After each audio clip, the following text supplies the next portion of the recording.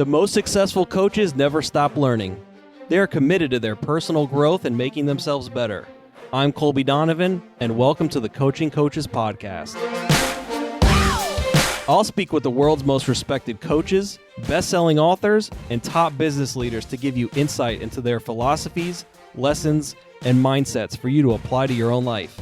Head on over to coachingcoaches.co, where you can subscribe to this podcast and join some of the top coaches around the country who also enjoy our regular newsletter.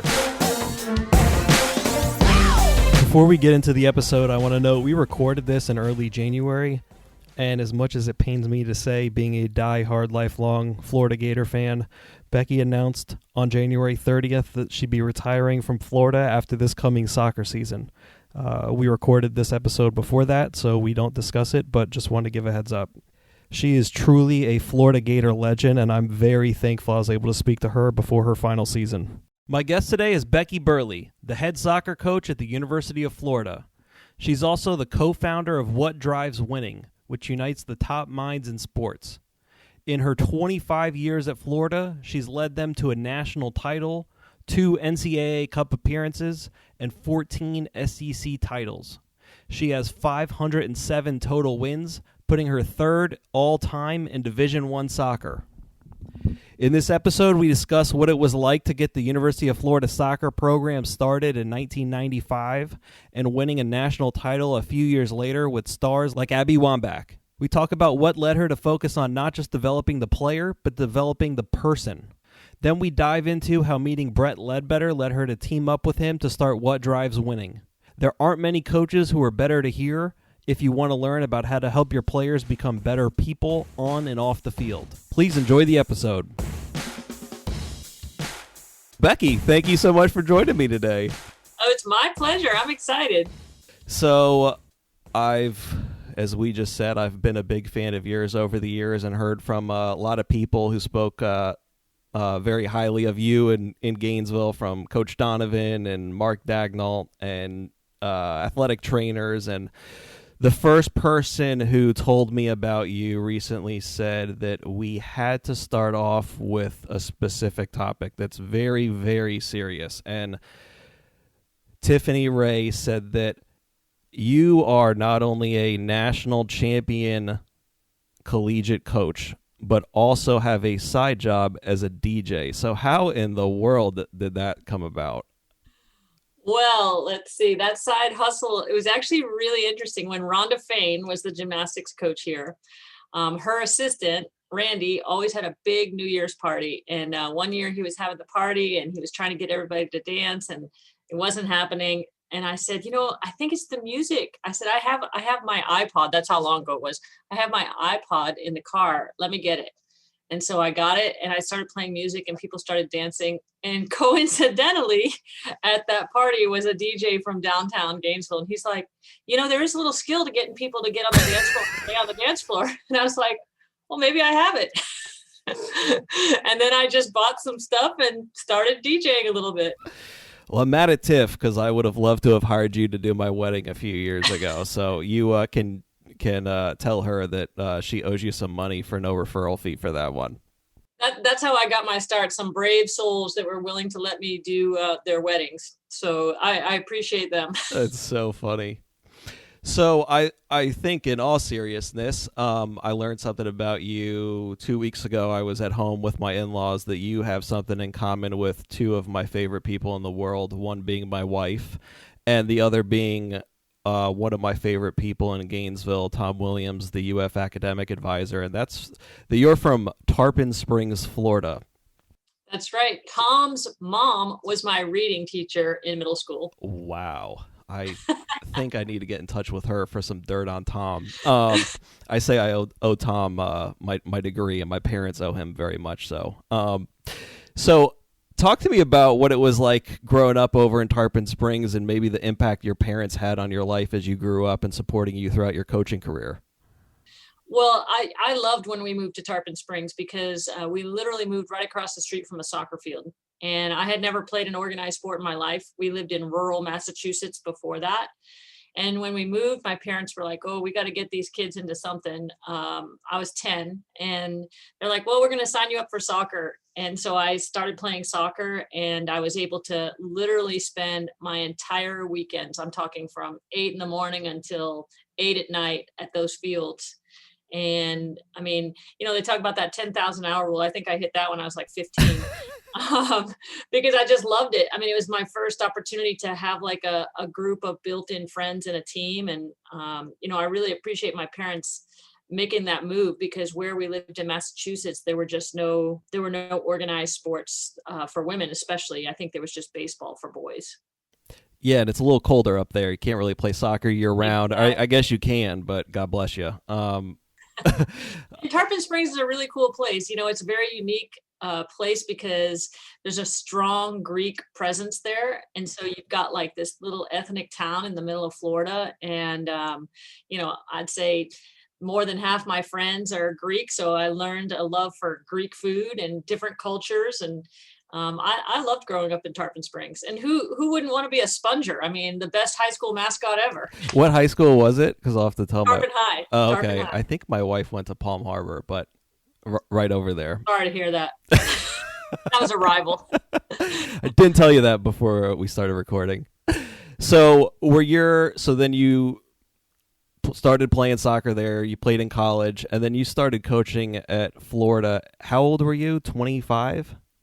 26. 26. It was crazy. So what was it like to coach people who are just a couple years younger than you, that could have, I guess a senior at that time, could have been a freshman when you were playing in college yourself? Well, I kind of had gotten through the worst of that, because prior to coming to Florida, I was at Berry College and I was the head coach, and I was the head coach at 21. So I literally had 4 people on that first team that were older than me.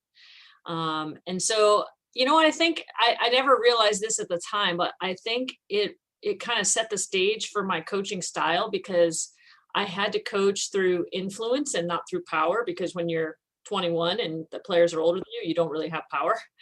And I think in some ways that really was something that I got to experience and I had to navigate at a really young age. So coming to Florida, still a huge difference. I mean, a huge step up. I was so intimidated of all the other coaches and the success that all the teams had at Florida. And I was just like, man, I got to be good because everybody here is so good. But fortunately, all the coaches at Florida were super supportive, and, I leaned on them tremendously, not just to start our program, but just for my own professional development. It makes me think of, recently had Nick Nurse on from the Toronto Raptors, and he talked about when he started coaching in England, his first job, he was too young to drive the van to road games, so they had to have his starting center drive the van. Very similar story. That happened to me at my first job at Berry. I couldn't rent a car, and I didn't know it until I got to the counter, and I had to call the opponent's coach to come rent the car for me. That's phenomenal. So what's it been like? You've been at Florida since 95, is that correct? Yeah, I actually got here in 94, and our first season was 95. So what's it like spending over 25 years at the same program, same job? Obviously, I'm fond of Gainesville and UF, and Jeremy Foley built out one of the top organizations in all of college athletics, which I feel like Scott Strickland's keeping going strong right now. But what's that been like?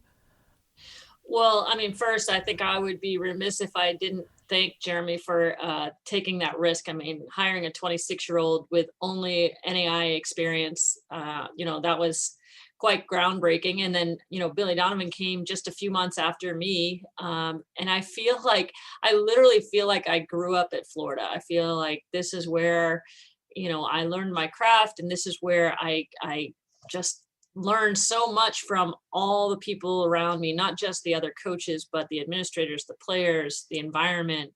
I mean, what an amazing place to land so early in my career. I think that just doesn't happen. I feel like a lot of college coaches especially don't stay at the same place for their whole career, and will bounce around. I think like Rick Pitino moving from Providence, Kentucky, Louisville. What made you never want to leave?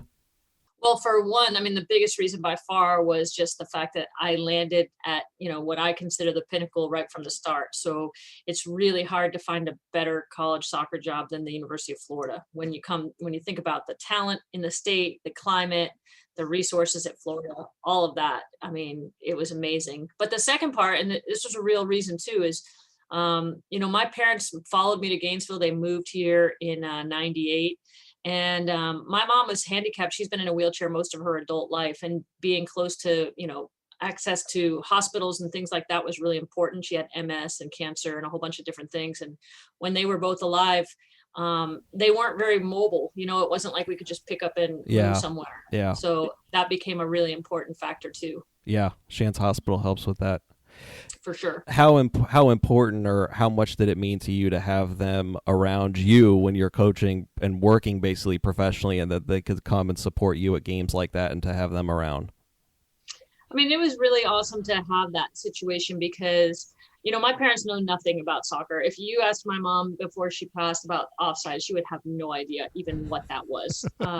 Even watching soccer all these years, she would still have no idea. But I think that really helps ground you when you have people who aren't invested in you as a coach at Florida. They're just invested in you as a person.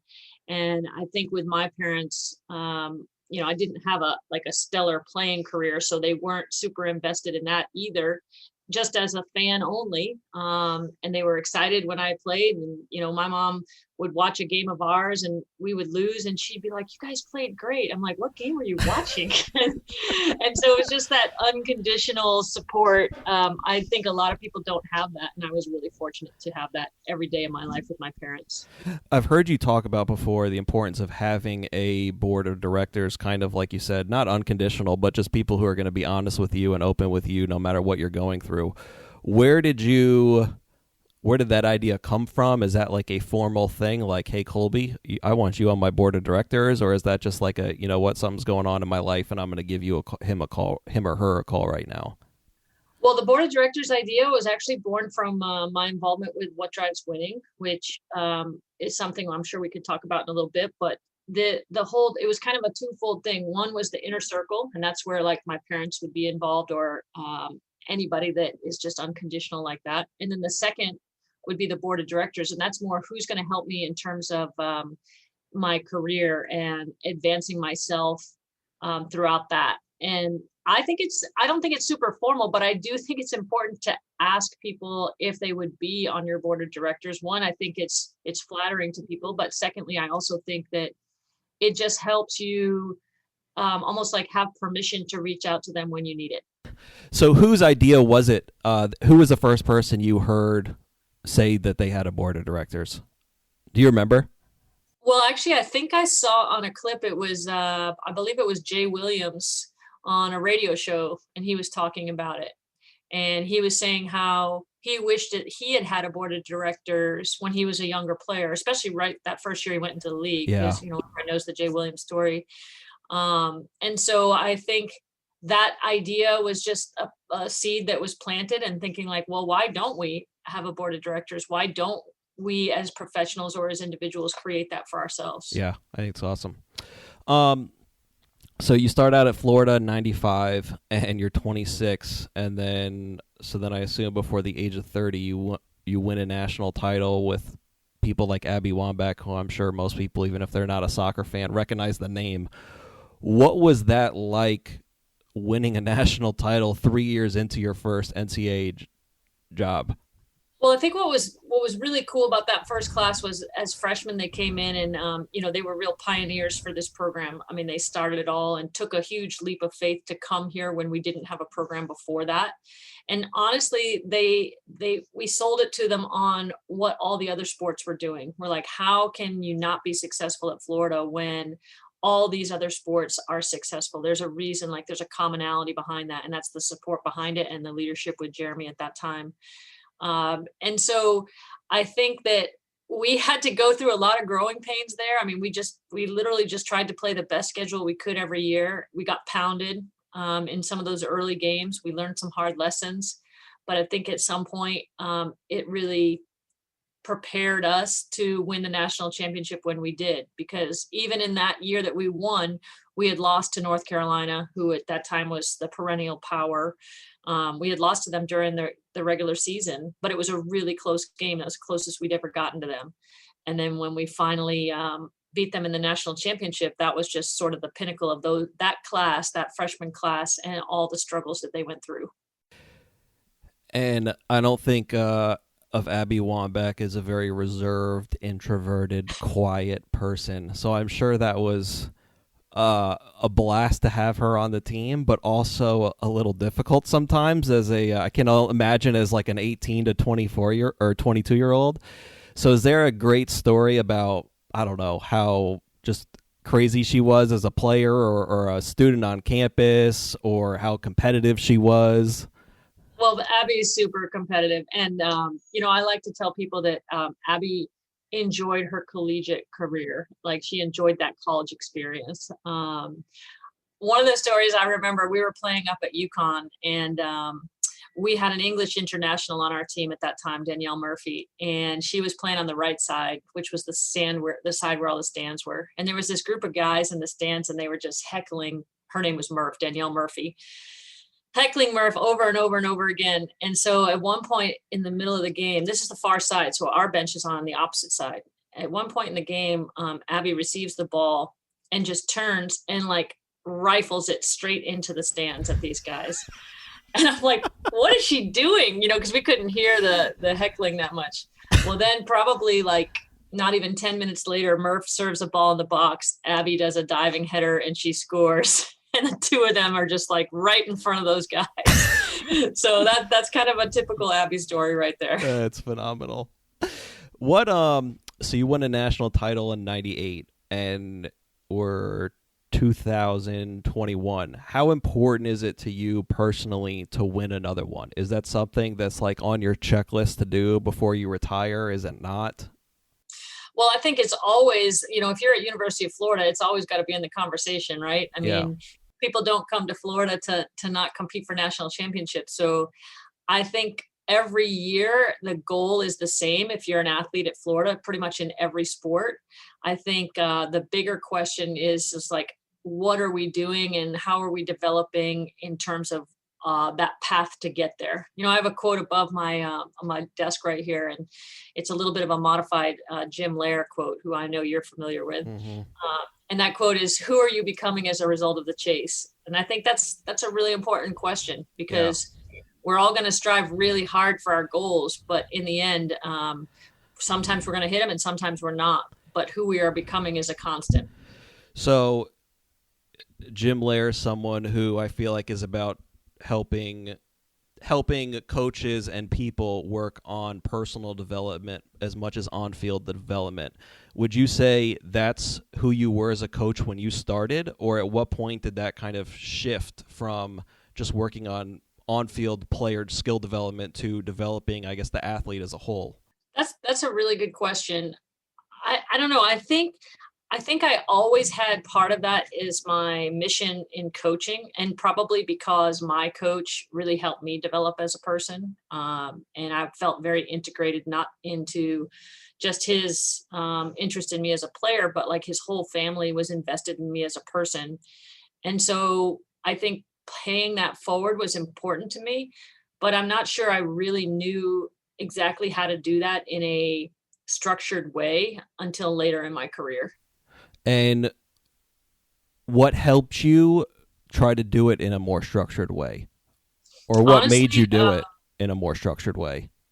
Probably, when I met Mark Daignault from the basketball staff, Mark introduced me to Brett Ledbetter, and Brett and I are the ones who co-founded the What Drives Winning conference. And I think when I saw what Brett was doing with his academy, he had a 5th to 12th grade basketball academy.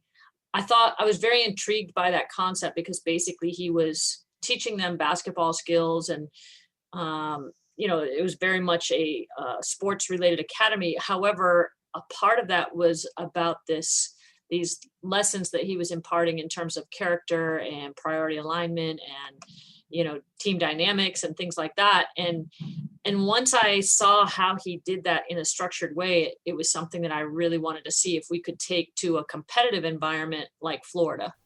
And so he's he's doing that with, what'd you say, fifth to 12th grade? So what was he doing?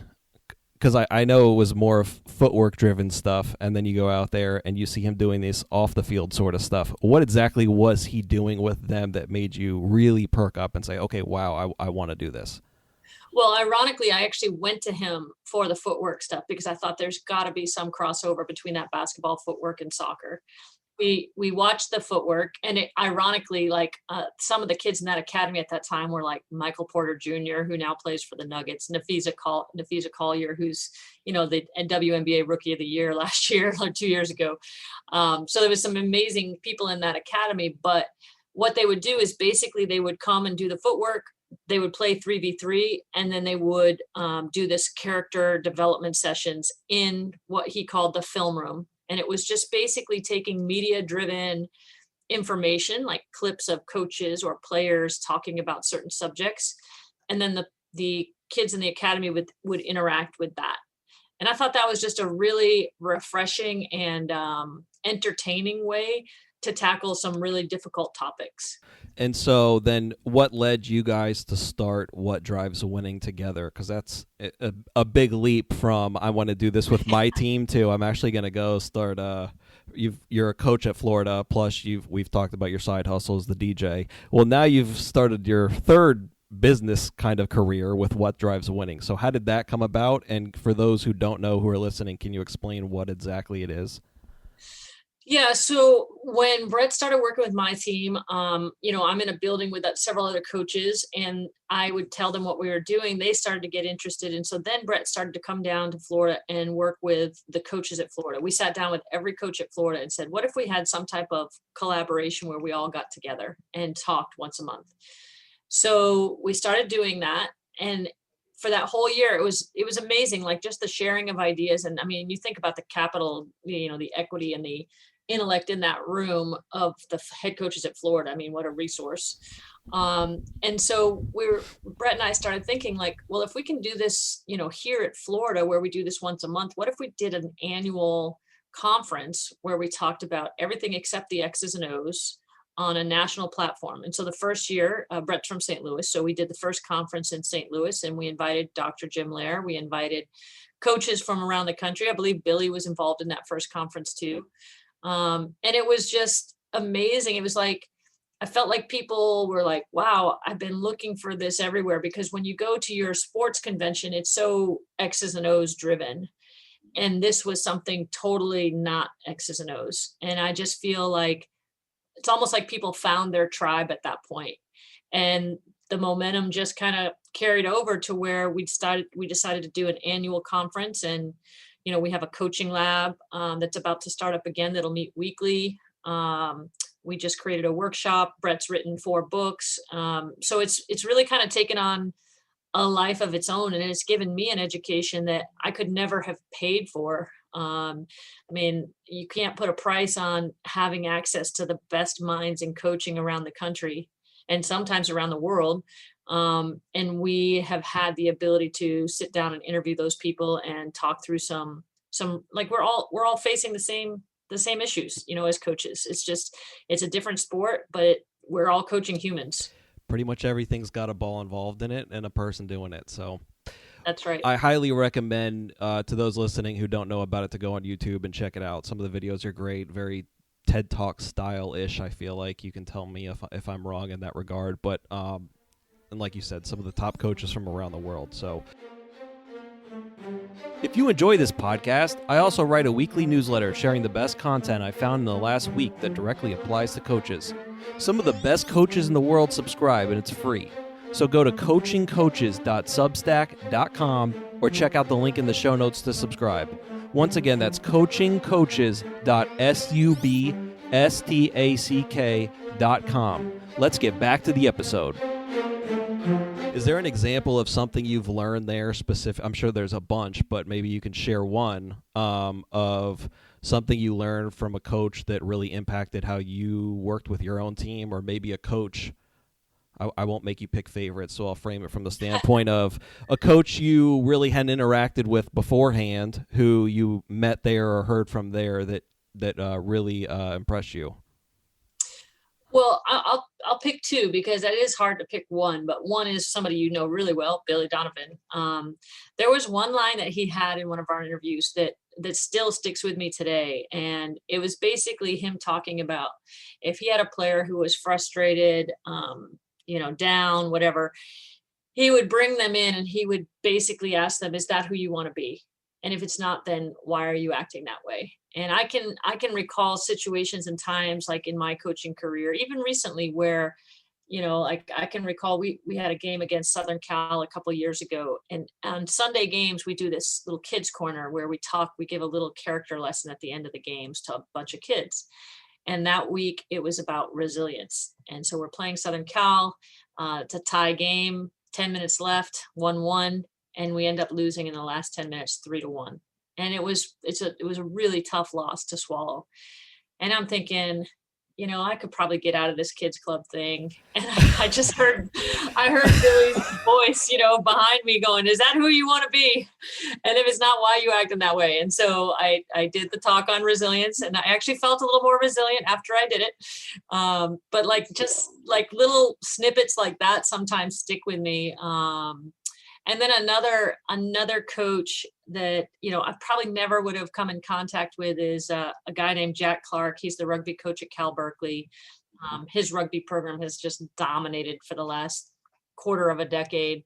And I still keep in touch with him today. I actually spoke to him this weekend, and we were, talking through some things. And I went out to Cal Berkeley and spent spring break with him one year, and he introduced me to tons of the other coaches at Cal Berkeley and really let me be embedded with his program for that week. And I don't know, I have found that coaches are pretty open if you ask the question.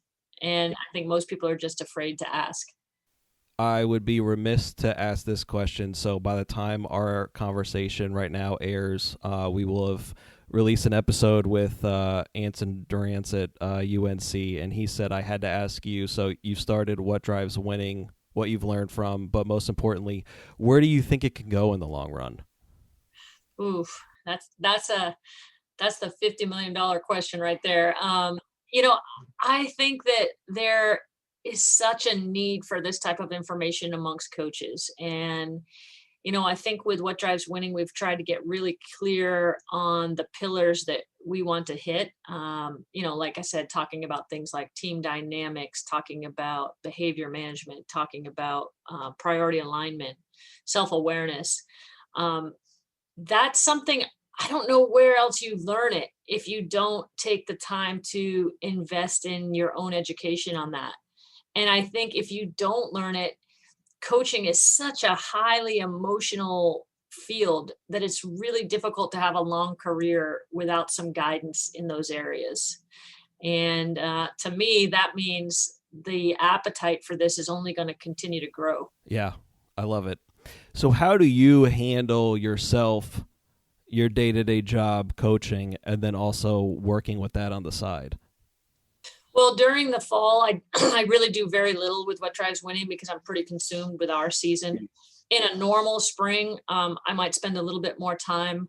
But the cool thing about it is, even if I have little pockets of time in the fall or the spring to do things, it's all stuff that's relevant to my team. So it's like things I can almost use my team to see how this plays with a collegiate audience and to get their feedback.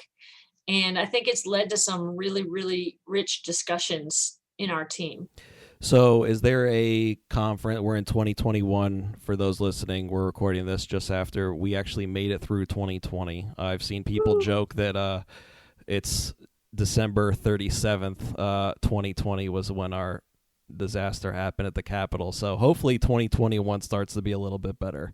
But did you guys have to push off the conference last year? And is there one scheduled for this year? And if so, when? Well, last year we did a digital conference because of the COVID situation, as well as the shifting of times. I wasn't involved. It was a conference that Brett did with Chris Peterson, the former football coach at Washington, and it was amazing. And they did that in in front of a room full of educators in Texas, in Dallas, Texas.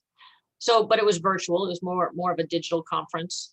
And I think this year coming up, we have some plans to potentially have a conference in the summer, probably back in St. Louis. But I think that right now the digital world has proven to us that there's a lot that can happen, and maybe your reach is even extended further when you have a digital conference. So we're not ruling that out either. Yeah, lots of things have changed in the last year. So sure. So you've mentioned before, I've heard you say that kids from this generation are different than prior generations, and coaches everywhere have to evolve with that. What do you mean by that? Well, I would think that, our parents said that about us. Their parents said that about them. I think this is an age-old conversation. I think as coaches, sometimes, this was actually a Jack Clark line. It's kind of hard to audit success. So if you're successful, why would you change? Well, I think the reason you would change is because your kids are changing, and you have to figure out ways to continue to connect. And for me, when I started at Florida, we already mentioned this, I was 26 and the kids were 18 to 22. That's a pretty small gap. I'm a lot older than that now, and that gap is not getting any smaller. So trying to continue to meet them where they are and figure out, what's important in their world and how I can relate to that. And for me, a really good example of that is social media. We have kids now who they've never not had social media in their life. And I didn't grow up with any social media. So if I think that, oh, why do these kids just have to text, or why are they not good at face-to-face conflict, or, I got to meet them where they are and figure out how we can teach them the skills that they may not have had the reps at because it's a different environment. Yeah, no, that makes sense. And do you have any values or rules or goals for your team that kind of, if I ask your players, that they would all know and that you kind of run the program through? Yeah, our values are pretty simple. We have 3, and obviously there's some things that come off of those values too. But one is courage. For me, courage is really important in the way that we play. Our style of play requires some courage, and also courage off the field. So like what we're talking about, if you need to have, a fierce conversation with a teammate, are you willing to do that? A second one is team first. And that's just about, we're not trying to subvert anyone's personal goals, but we also know that in order for us to be successful as a team, we have to make decisions that are in the best interest of the team. And then the final one for us is growth, and that's growth as a person, as an athlete, and as a soccer player. And I feel like if you haven't grown in the 4 years that you're here, then we haven't done a very good job coaching. What year did you implement those? I think we got really serious about it in terms of like letting the players have some input in that. Like we first had a staff meeting where we narrowed down our list. And then after that staff meeting, we asked the players to see what sort of resonated with them, but then to also put like actionable items with those things so that we could know what that looked like. So if I'm talking about courage, but you and I are not on the same page of what that is or what an action item looks for, like that's not going to be helpful to anyone. And so once we did that, I felt like it sort of gave a little bit more concreteness to what we were trying to do with the team.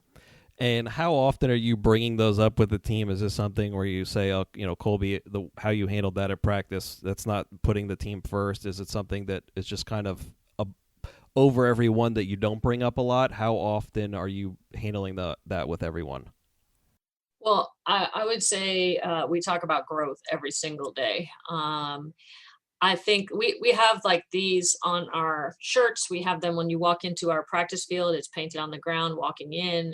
So it's pretty visible. It's in my office.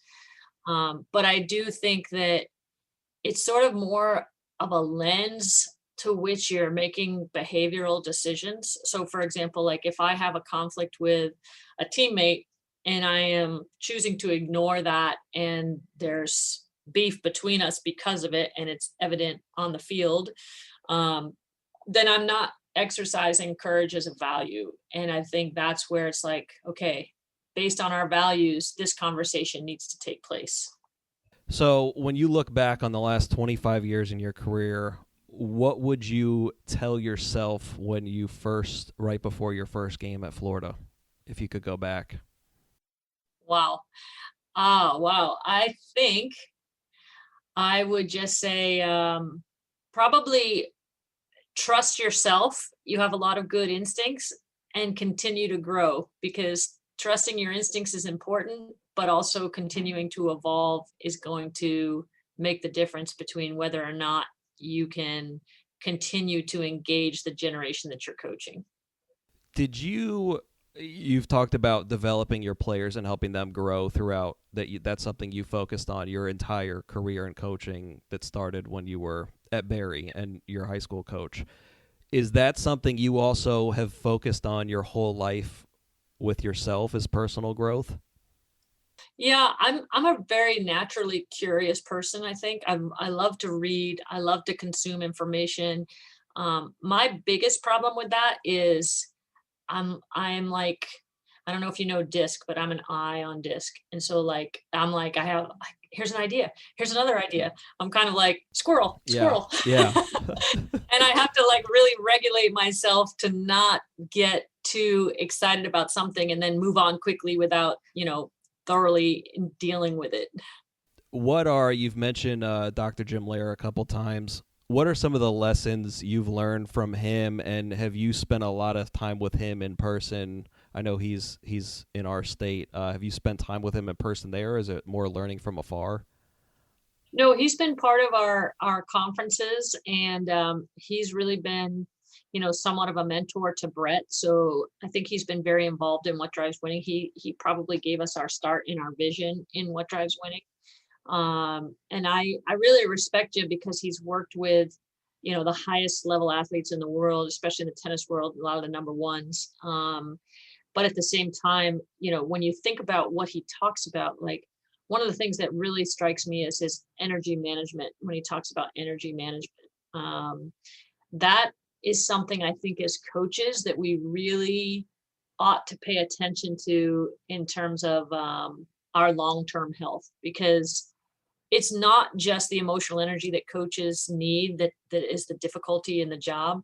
It's also the travel and the schedule, and you're eating on the road, and are you exercising? And it's again another one of the things I always respected Billy. My old office overlooked the track, and I would see him out there, getting work done. In the heat of the summer. Yes, that's right. Exactly. That's right. Yeah, he'd always be running out there. So, as I said before, it's 2021, and you are I was trying to think about this last week. I couldn't think of another sport that started a season after COVID and finished the season besides the NBA. What lessons do you have for other coaches who may be starting seasons now when we're in second wave of COVID and have to deal with the starts and stops and just distractions constantly? And how was it like to handle that as a coach? Well, first of all, I would just say buckle up. It was really challenging, and I think it was challenging in so many ways. One is I do feel more prepared this semester to go through this because of going through it the first time. And I'm sure even the teams that didn't play at least got an opportunity to watch teams go through it. And that probably helped. I think what was also very difficult about the fall was just so many things going on at once. COVID, the uncertainty, social justice, the election, it was a lot of things that were hitting our athletes all at once. And I think this semester, you mentioned the December 37, 2020. I'm hoping, we get past the transfer of power and all those things. Obviously, social justice isn't going anywhere and shouldn't. We should continue to put a lot of focus on that. But I think there are ways that we can become a little bit more unified and less polarized. And I think that in itself will make this semester a little bit easier than last semester. That was a tough semester. You just better be ready to like play with who you got. That's the bottom line. Play with who you got, because you're never going to know in advance who is going to be available. And you just have to be ready to adapt and pivot and make sure that your players are in the mindset that flexibility is key. Was there something you did to try to help drive that home with them, that they need to be flexible and kind of, I mean, everyone talks about prepare for the unknowns, but wholly unknowns in 2020, right? I think for us, we just tried to model to them that the most important thing for us was going to be the health and safety of our athletes. And a successful season for us would be getting through the season without anyone getting really sick or having any major injuries, because the concern in the fall was nobody had really the opportunity to work out in the same way that they did prior to a regular season starting. So we wanted to make sure there weren't any, ACLs or Achilles injuries or things like that. And you can't guarantee that, but certainly you can periodize in a way that makes it a little bit different than what you would normally do jumping into a season. Last question before I get to my end of episode questions is, you look back 25 going on 26 years at Florida. What's your favorite moment in your career? I don't know. I can't pick one. I mean, I think people would naturally gravitate towards the national championship. But for me, like, my favorite moments at Florida are every alumni weekend. I mean, we have some freaking rocking alumni weekends here. And I think probably because they've only played for one coach, that makes it simpler in terms of the alumni following.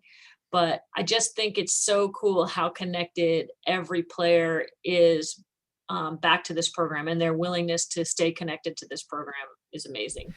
And I'll say it for you, I think that has a lot to say with you as a coach. I think if they didn't feel fond of you, that all of them wouldn't be coming back and wanting to feel that way. So appreciate that. So where can people, before I get to my end episode questions, where can people follow you if they want to, and where can they go to learn more about What Drives Winning? Well, on Twitter and Instagram, it's really simple. At Becky Burleigh. So that's pretty easy. Very hard.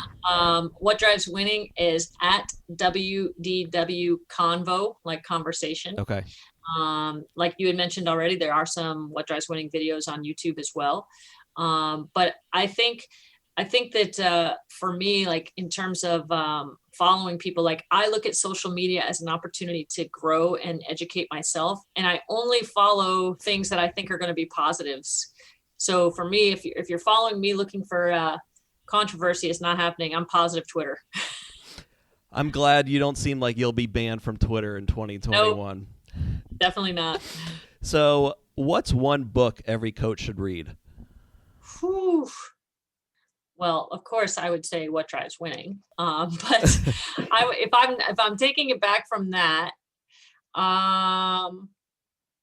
I think Jim Lair's The Power of Full Engagement is a really, really good book that kind of hits everything you need to know in terms of preparing yourself physically, mentally, spiritually for this journey we call coaching. It's a great one. So the next one's typically who's one person you'd want to hear as a guest on this podcast, but I'm going to change it for you and say, who's someone you'd want to hear that you haven't heard before at What Drives Winning? Well, I will tell you that I have tried to reach out to Nick Saban multiple times and haven't broken through that yet, but that doesn't mean I'm going to stop trying. Nope. I'm interested, like anyone who can sustain success like that is interesting to me. Yeah. So I think it would be interesting to hear some of his backstory on that. What's one area you're looking to improve in over the next year? We don't have enough time for that, Colby. Boy, I mean, seriously, like that's a tough one for me, because I think about like, I want to eat healthier. I want to exercise more. I want to learn more. I love having hobbies. And so like doing things like gardening or traveling or that's my problem. There's too many things I want to do. Squirrel. Exactly. What's popular advice you hear people say you think is wrong? Ooh, popular advice I hear people say I think is wrong. That's a good one. Does anyone say coaching is easy? Because if they do say that, that is not true. I'll take that as an answer. But it's great. It's great. Easy doesn't necessarily mean good. Yeah, it pays the bills, but it is work. Yeah. What's advice you have for young coaches who are listening to this? Comparison is the thief of joy. It's my favorite quote. And I don't know if you can see it. I was going to say, I can see it over your right shoulder, and I've actually read it twice since we've been talking and enjoyed seeing that. Yeah. So that's a really good one, because I feel like everybody has to run their own race when it comes to your career and what you're doing. And as soon as you start to look at something someone else has, then what you're doing becomes diminished. And I've never been on board with that. I think comparison is the thief of joy. Is that something you feel like you were comparing yourself to others too early when you were early in your career, or? No, I just think that as coaches, we all want to really prove ourselves. And usually the whole proving ourselves has a relation to other people around us. For example, if you're at Florida and your team is struggling and all the other teams here are really good, it's really hard. It's such human nature to go there with that. But can you stay focused on running your own race and, being happy and content with what you are doing? Not that you're not always pushing for more. No one wants to be satisfied where they are, but at the same time, understanding that that's going to come in the time that it's supposed to come. Last question. What's the darkest moment you experienced professionally, and how did you overcome it? Good question.